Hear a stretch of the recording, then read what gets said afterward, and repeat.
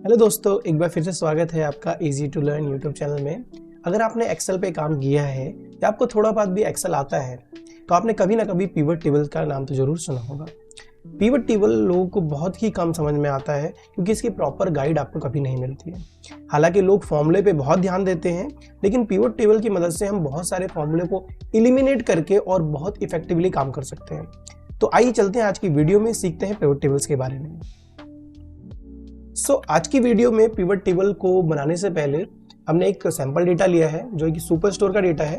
इस डेटा का लिंक आपको कमेंट सेक्शन में मिल जाएगा। ठीक है, ये जो डेटा है इसमें आप देखेंगे बहुत सारे डिटेल हमारे पास है। रो आईडी है, ऑर्डर आईडी है, ठीक है, ऑर्डर डेट, शिप डेट, सो बहुत सारा डेटा हमारे पास ये है। अब हम इतने सारे डेटा पे काम क्यों कर रहे हैं? किसी भी पॉइंट ऑफ टाइम पे जब आपके पास डेटा बहुत हो जाता है और आपको एक साथ बहुत सारे कॉलम पे हो सकता है काउंट इफ, सम इफ का फॉर्मूला, ठीक है, या कोई चीज़ का एवरेज जनरेट करना है, तो आपको बार बार फॉर्मूला लिखना बहुत ही हेक्टिक टास्क हो सकता है। इस चीज़ को एलिमिनेट करने के लिए बहुत सारे फॉर्मूले जो हम एक्सेल में लिखते हैं, जैसे count if, sum if, average, ठीक है, ये सारे फॉर्मूलों को एलिमिनेट कर देता है पिवट टेबल, और वो भी बहुत जल्दी काम करता है। ठीक है, तो इस पिवट टेबल को शुरुआत कैसे करते हैं? पिवट टेबल को लगाने से पहले सबसे पहले हम अपने डेटा को अच्छे से रिव्यू करना चाहिए। पहली चीज, हमारे डेटा में कोई भी ब्लैंक कॉलम नहीं होना चाहिए। हर एक कॉलम पे एटलीस्ट कोई ना कोई उसका हेडर होना चाहिए। जैसे आप देखेंगे यहाँ पर हमारे पास 21 कॉलम्स है और हर कॉलम का एक डेडिकेटेड नाम है। ठीक है, आपके कॉलम में कोई भी नीचे टोटल या सब टोटल वाला रो नहीं होना चाहिए। ठीक है, ऐसी कोई भी रो एक्स्ट्रा नहीं होनी चाहिए। आपका डेटा पूरी तरह से यूनिफॉर्म होना चाहिए। एग्जाम्पल के लिए, जैसे मेरे पास यहाँ पे 9000 के करीब जो डेटा है, तो लास्ट रो में भी डेटा पूरी सारी लाइंस में कंप्लीट है। हाँ, ये हो सकता है किसी लाइन में डेटा ना हो, बट डेटा ऑर्डरली करेक्ट होना चाहिए। ठीक है, दूसरी सबसे बड़ी चीज होती है कि आपके डेटा में डुप्लीकेसी नहीं होनी चाहिए। तो हमेशा डेटा पे काम करने से पहले सबसे पहले अपने डेटा में से डुप्लीकेट रिमूव कर दें। ठीक है, अभी देखिए मेरे इस डेटा में देखने में आपको कहीं से भी कुछ भी डुप्लीकेट नहीं लग रहा, बट इसको एलिमिनेट करने के लिए हमें एक सिंपल सा टास्क कर लेना चाहिए कि जैसे आप देखेंगे, आप सीरियल नंबर तो हमारे सही हैं, सीरियल नंबर में कोई डुप्लीकेसी नहीं है। तो मैं क्या करता हूँ, ऑर्डर आईडी से लेकर और प्रॉफिट तक सारे कॉलम सेलेक्ट करता हूँ, डेटा में जाता हूँ और रिमूव डुप्लीकेट्स पे क्लिक करता हूँ, और यहाँ पे सारे ही कॉलम्स जो मैंने सेलेक्ट किए उस पर चेक रहने दूंगा।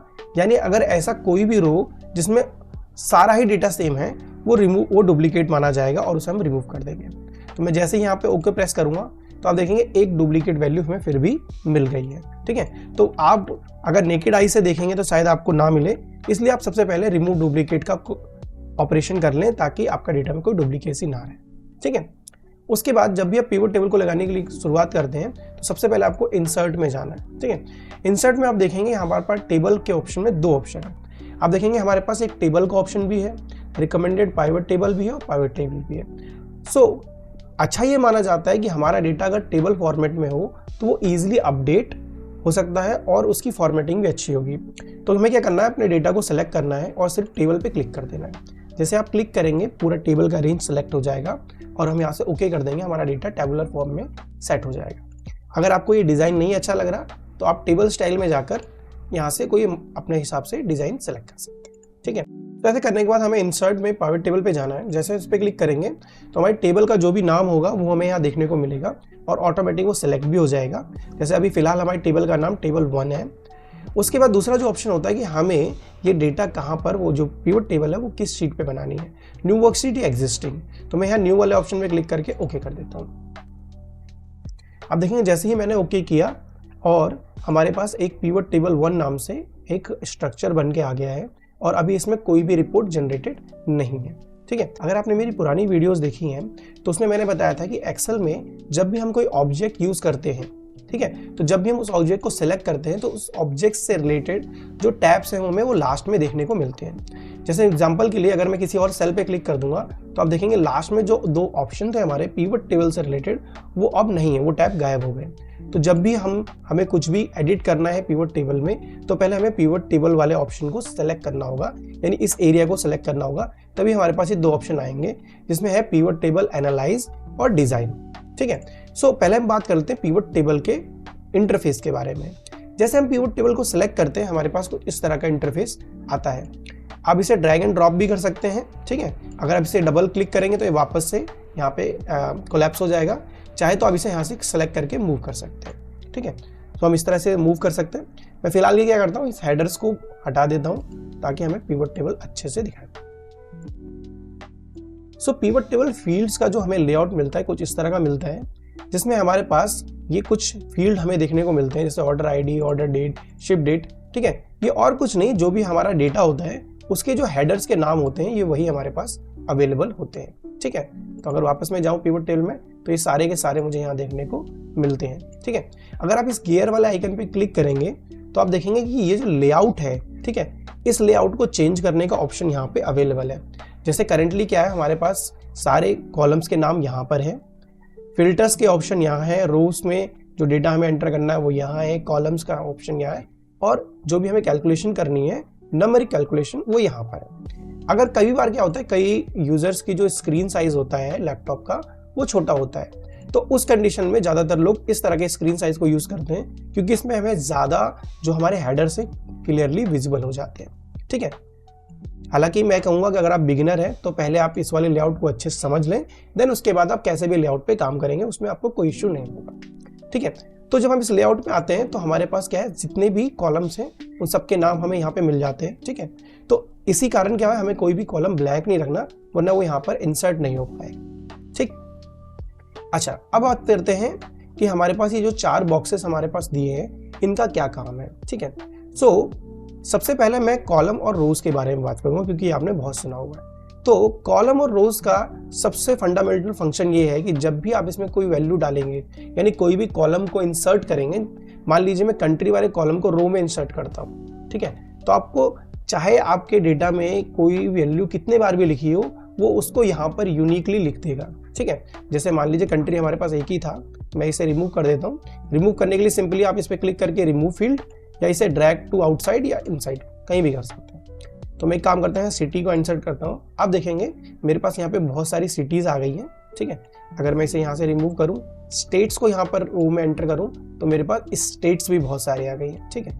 मैं इसे रिमूव करता हूँ, कस्टमर नाम पे क्लिक करता हूँ तो सारे कस्टमर के नाम मेरे पास आ जाएंगे, और ये लिस्ट हमेशा यूनिक रहेगी जब तक कि हमारे पास जो डेटा में कोई वेरिएशन ना हो नामों में, ठीक है।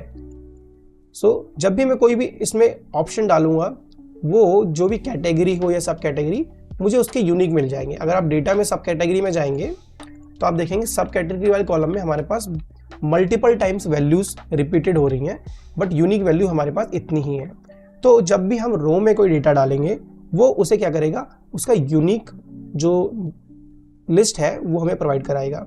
से ठीक इसी तरह अगर मैं सेम कैटेगरी को कॉलम में करूंगा तो वही यूनिक लिस्ट इस बार मुझे कॉलम्स में देखने को मिल जाएगी, ठीक है। सो क्योंकि हमारा एक्सेल का जो फॉर्मेट ऐसा है कि हम डेटा अप से डाउन में क्लियरली देख सकते हैं, लेफ्ट से राइट में हमें काफ़ी मूव करना पड़ता है, हमें स्क्रॉल करने में हॉरिजॉन्टल स्क्रॉल बार का यूज़ करना पड़ेगा। इसलिए हम कोशिश ये करते हैं कि जो भी डेटा हम बनाएं वो वर्टिकल में या वर्टिकल फॉर्मेट में बनाएं, ठीक है। तो हम सब कैटेगरी को यहाँ कर देंगे, ठीक है। आप देखेंगे हम सारी सब कैटेगरी को यहाँ देख पा रहे हैं। अब दूसरा जो हमारे पास ऑप्शन है वो है फिल्टर का ऑप्शन।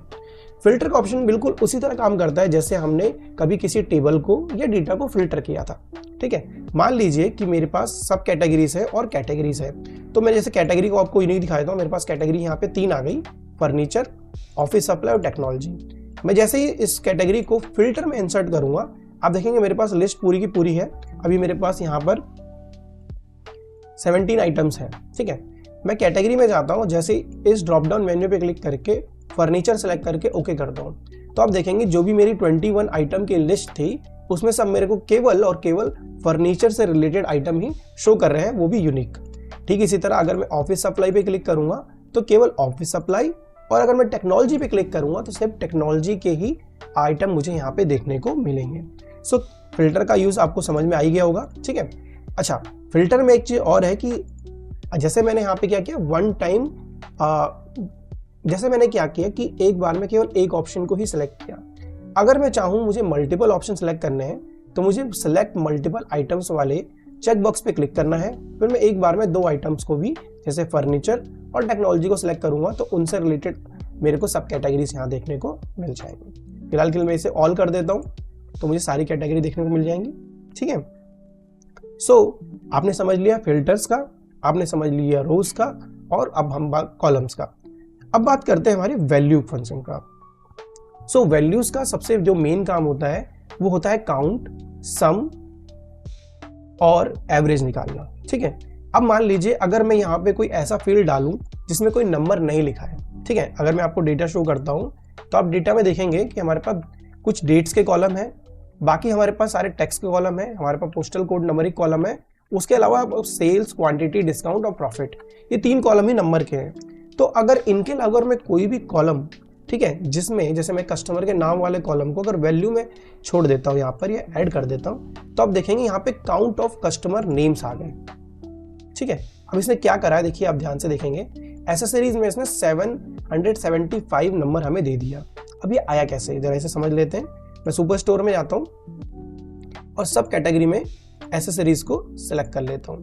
जैसे मैं एसेसरीज को सिलेक्ट करूंगा तो आप देखेंगे यहाँ पर मेरे पास 775 रिकॉर्ड्स हैं। सो अगर मैं कोई भी नंबरिक फील्ड, ठीक है, चाहे वो कस्टमर का नाम हो या कस्टमर की आईडी है जो भी अल्फा नंबरिक है, या सिप मॉड हो, या कोई भी ऐसा कॉलम जो टेक्स्ट कॉलम है, जब भी मैं उसको अपने पाइवट टेबल में इंसर्ट करूंगा वैल्यू वाली साइड में, मुझे रो काउंट ऑफ रोज ही मिलेगा। ठीक है, एग्जाम्पल के लिए फिर से, जैसे अगर मैं अप्लायंसेस को सिलेक्ट कर लूंगा, भले ही मैंने कस्टमर वाले कॉलम को इंसर्ट किया है, मुझे हमेशा रो काउंट ही देखने को मिलेगा। मैं अप्लायंसेस को सिलेक्ट करता हूँ तो आप देख लीजिए यहाँ पर 446 मिला है।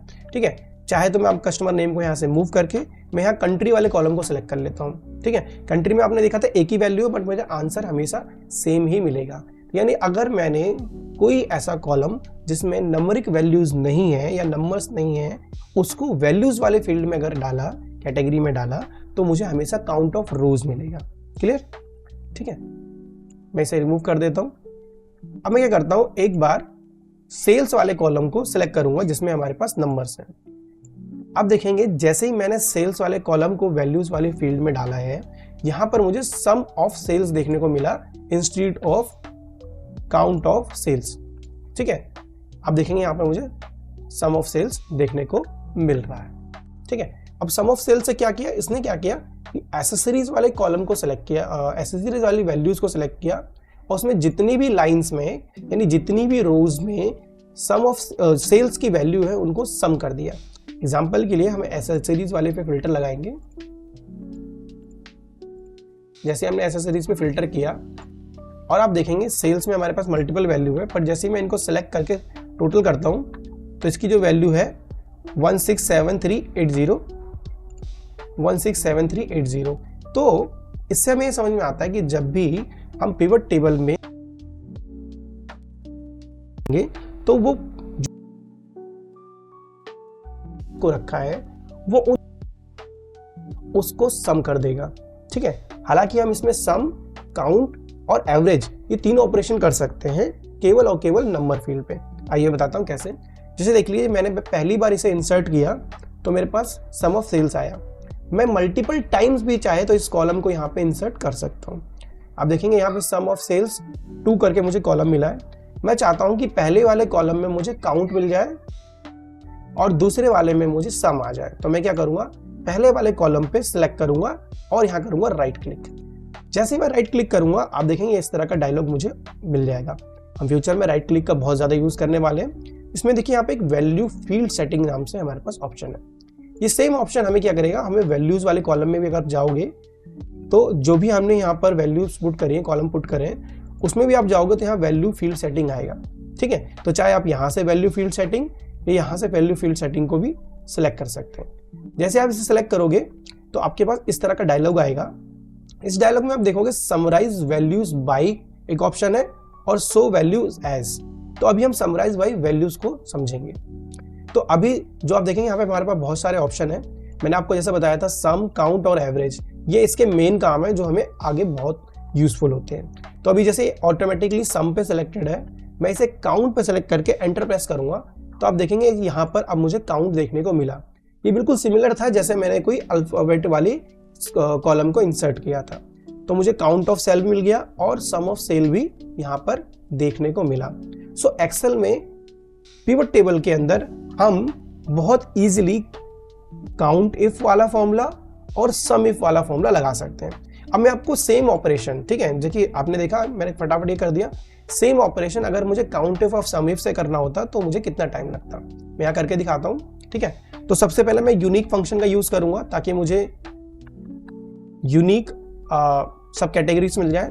तो मैंने यूनिक फंक्शन को एंटर किया और अपने डेटा में जाके सब कैटेगरी को सिलेक्ट कर लिया। ठीक है, अच्छा वहाँ फिल्टर लगा था, एक सेकंड में फिल्टर हटा देता हूँ।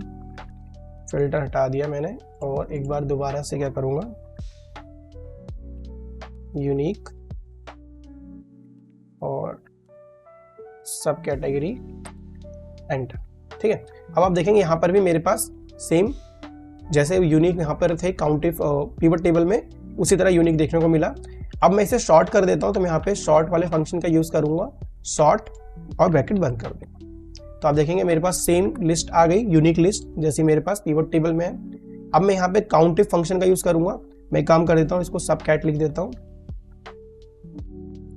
ठीक है, यहाँ पे लिख देता हूँ काउंट ऑफ सेल्स और यहाँ पे लिख देता हूँ सम ऑफ सेल्स। ठीक है, सेम ऑपरेशन करने हम इक्वल्स टू मैं प्रेस करूंगा, काउंट इफ्स में जाऊंगा। ठीक है, और इस बार मैं सेलेक्ट करूंगा सब कैटेगरी को, कॉमा, और यहां से एसएसडी को सिलेक्ट करके फॉर्मूला ऊपर से नीचे तक ड्रैग कर दूंगा। ठीक उसी तरह मैं सम इफ्स में जाऊंगा।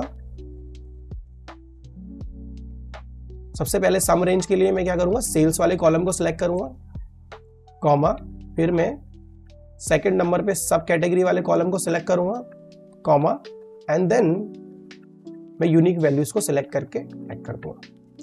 आप देखेंगे यहां पर दोनों ही तरीके से, चाहे पिवट टेबल मेथड यूज किया हो, चाहे मैंने काउंट इफ और सम इफ मेथड यूज किया हो, मुझे इजीली क्या है आंसर मिल गया। हालांकि अगर मुझे इस डेटा को चेंज करना हो ओनली फॉर फर्नीचर के लिए, तो मुझे पिवट टेबल में केवल फिल्टर में जाकर यहां से फर्नीचर सेलेक्ट करना है और इजीली डन। लेकिन अब मुझे क्या करना पड़ेगा, फिर से एक नया फॉर्मूला लिखना पड़ेगा, या मुझे वो सारे आइटम डिलीट करने पड़ेंगे जो किसी और कैटेगरी के हैं, और मुझे फिर से फर्नीचर के लिए फॉर्मूला लिखना पड़ेगा। सो आपने देखा कितना इजी और कन्वीनियंट हो जाता है कि हम पिवट टेबल का यूज करते हैं, तो हम कितनी जल्दी काउंट इफ सम इफ जैसे फॉर्मूलों को इजीली अप्लाई कर पाते हैं और रिजल्ट भी हमारे सामने एक फॉर्मेटेड वे में मिलता है। ठीक है, और हमें कोई भी एरर भी यहाँ पे अभी देखने को नहीं मिला। ठीक है, मैं इसे रिमूव कर देता हूँ। आपको एक आइडिया लग गया होगा कि इस काउंट इफ और सम इफ से कितना फास्ट है हमारे पास पिवट टेबल। ठीक है, तो जैसे मैंने यहाँ काउंट निकाल लिया, सम ऑफ सेल्स निकाल लिया, मैं ठीक इसी तरह क्या करता हूँ, सेल्स का एक एवरेज भी निकाल लेता हूँ। तो जैसे हमने पिछली बार यहाँ पे क्लिक करके वैल्यू फील्ड सेलेक्ट किया था, बजाय इसके हम किसी भी कॉलम पे जो हमने यहाँ पे एंटर कर रखा है इस पर राइट क्लिक करेंगे, और यहाँ पर आप देखेंगे समराइज वैल्यू बाय ऑप्शन हमें ऑलरेडी बाहर ही मिल जाता है। तो हमें वैल्यू सेटिंग में जाकर समराइज वैल्यू बाय को सिलेक्ट करने की जरूरत नहीं है, हम डायरेक्ट बाहर से ही इसको राइट क्लिक करके इस बार एवरेज पे क्लिक करके ओके कर देंगे। ठीक है, तो आप देखेंगे यहाँ क्लियरली हमारे पास count of sales, sum of sales और एवरेज ऑफ सेल्स देखने को मिल गया है। तो आशा करता हूँ आपको पिवट टेबल का बेसिक समझ में आ गया होगा। इसको और अच्छी तरह सीखेंगे। मैं मिलता हूँ आपसे अगली वीडियो में, तब तक के लिए बाय।